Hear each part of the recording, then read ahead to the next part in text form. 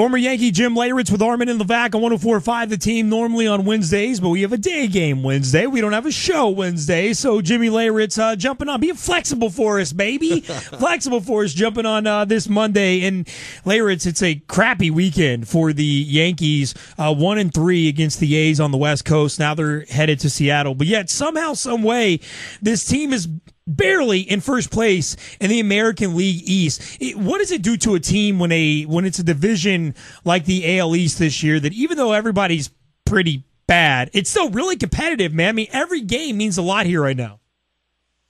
Well, yeah, and I think that's one of the things that the Yankees, you try to look at the positive, and Joe Girardi will try to emphasize the positive is, hey, listen, we're still in first place, and we're not playing good baseball or consistent baseball. You know, I think what it was, they ran off 18 out of 22, and then all of a sudden now we're back to 4 out of our last 6. That's the thing that these guys have to kind of worry about. What is their identity? When you see that good pitching, it shuts down their hitting, and they can't rely on that home run to win these games. And I think that's what came into effect this weekend. Now, this is another team going into this series. They weren't that good. I mean, the A's hadn't won a home series this season until the Yankees come to town. Does that start to beat down the team's morale, knowing that the Rangers and the A's are getting healthy against you? Well, that's just it. It's these teams that you look at when you look at the schedule. Seattle's coming up now, and they've been struggling, but that's the type of team with Felix Hernandez on the mound tonight. You don't know what to expect. They got their work cut out for them, and until they can find some consistency in the offense to be able to score runs in these low-scoring games without the home run, it's going to be a struggle for them. Jim Leyritz, thanks to Red Wing Shoes in Clifton Park with Armen and Levack on 104.5 The Team. Jim, when a team is struggling offensively like the Yankees, do you make tweaks? Do you change anything? Does the hitting coach have more sessions than normal with batters, or is it business as usual? Well, I think it's a mindset. I think that they have to decide that we need to we as a team need to hit and run more. We need to lay down a bunt once in a while. We need to do some things other than just try to swing and hit the long ball. We talked about it last week also with hit the ball the other way. Well, against those shifts, doing the little things that it doesn't seem like it's a lot, but there could be just that one little thing or two little things that could ignite this offense, get that confidence going. We always say hitting is contagious. They just have not consistently done that this year. Speaking of confidence, Jim, how much confidence should we have in the return of Masahiro Tanaka in this series coming up? Well, it's cautionary. I mean, you got to be cautionary. You got to realize that I think in everybody's mind, it's not a matter of is he going to have this surgery? It's when. And if the injury that he had was not related to this same issue, that could be the only thing that could be the positive, that if maybe this forearm stiffness or this wrist problem that he had was unrelated to the elbow. But I find that kind of hard to believe. Jim, what do you tell a pitcher like Masahiro Tanaka, who is struggling with this injury since last year, hasn't had the surgery yet, multiple issues, it's reoccurring? You're about to catch Masahiro Tanaka before he goes up there on his first return this week. What do you tell Tanaka out there before he throws? I think you have to kind of just say, listen, we're going to have to use the fastball more and take a little bit of stress off that arm with that, not throw that split quite as much as he used to.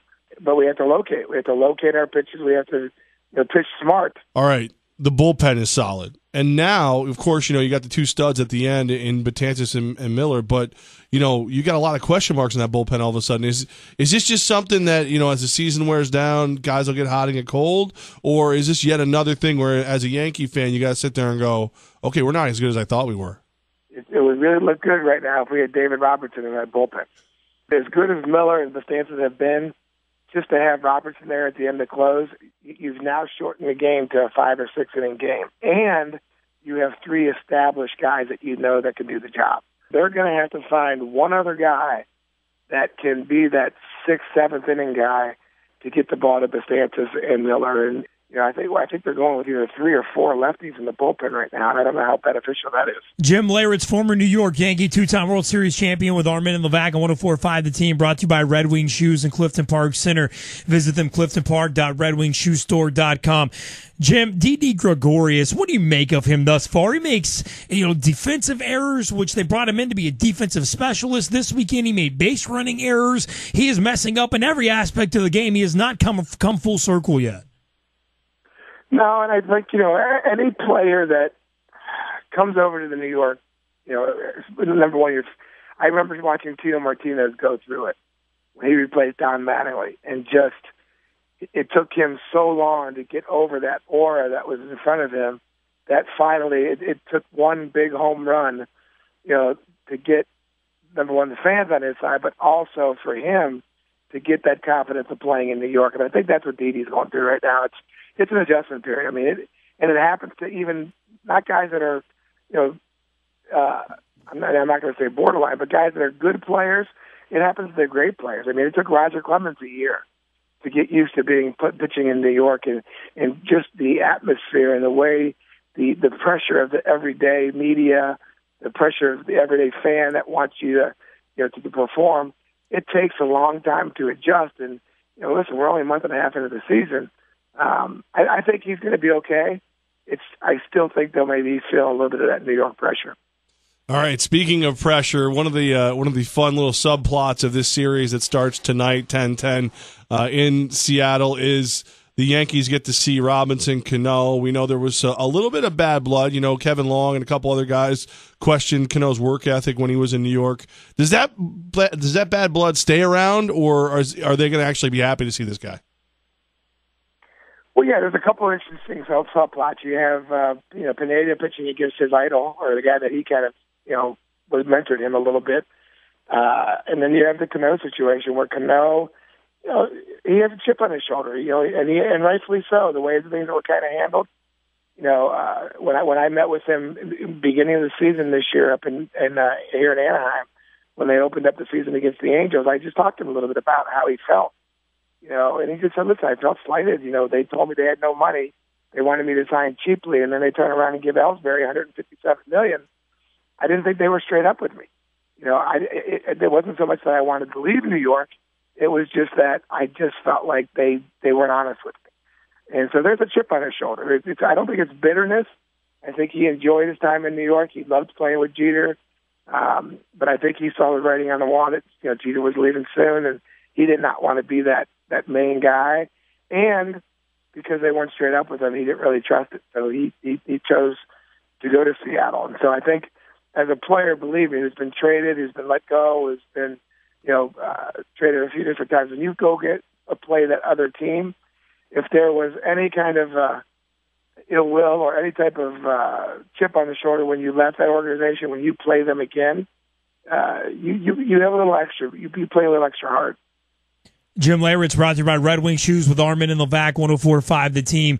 Jim, Josh Hamilton over the weekend in Texas has his first series back home in Arlington since his second stint now with the Rangers, and all he does is hit a home run and then yesterday have a walk-off. So much talked about how Josh Hamilton is comfortable in Texas. Now, obviously, he has an addiction and he has all sorts of issues off the field, but you as someone who played with multiple teams, how much of a factor do you put in?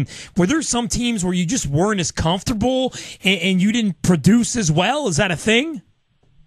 Well, I think that's part of it. Again, Josh Hamilton, I played with guys that that were former addicts with Doc and with Strawberry and those guys, and talking to them and listening to them and the demons that they struggle with. When they get out of their element, when they get out of their comfort zone, it does really take effect. It really does affect them, and I think that's what happened with Josh. Here in Anaheim was, they brought him out here for the first year. The first year was not so well. The second year, they got rid of his personal assistant that was, that had been his personal assistant for the 5 or 6 years in Texas. And there were a lot of things that happened that, again, when you're dealing with the mindset of an addict and a guy that struggles with these demons, you get him out of that comfort zone, trouble starts. And I think that's what happened with Josh. He's back in Texas. He's back with the people that know, how to handle him, what he needs, and what the friendships that he has down there. And you know what? The guy, there's been no question about his talent. There's been no question about how great the guy's physical ability is. It's the mental side of it that really is the main key for him. And I think that's what you're seeing now. He's back in Texas. He's been through a lot again, but he's back in more of a comfort area to where he knows the routine.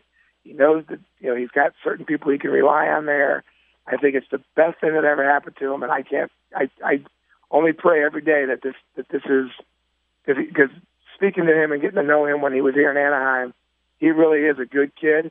He's just, again, he's got some issues that he deals with.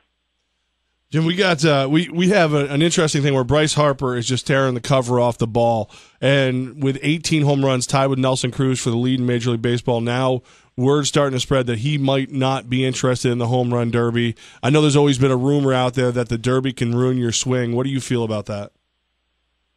Well, if that's the case, he participated last year. The only reason I remember that is because I had my 13-year-old son at Citi Field, or actually it was 2 years ago. It was at Citi Field, and he participated in it. My son actually caught one of the home run balls that he hit. Oh, cool. But, I don't think it's, again, it's more of a personal thing, whether you want to be in it or not. They don't have always the best home run hitters in it. But I think it's a situation where if you're a guy like him that's leading the league and you're doing that well, I think you should participate in it just to give the fans kind of what they're looking for. Jim Leyritz, brought to you by Red Wing Shoes in Clifton Park Center. Visit them, cliftonpark.redwingshoesstore.com. They can fit your feet, your job, your hobby, and your wallet. And, of course, JimLeyritz.com and thegreatestsave.org, your charitable organization that you work for, The Greatest Save. What do you guys have cooking up here in the near future, Jim? Well, I'm leaving this weekend. I'm heading to Kokomo, Indiana. Whoa! Of course you are. That's a thing? Well, it's funny because we have Tommy Davis is from the Dodgers. He played some minor league ball there.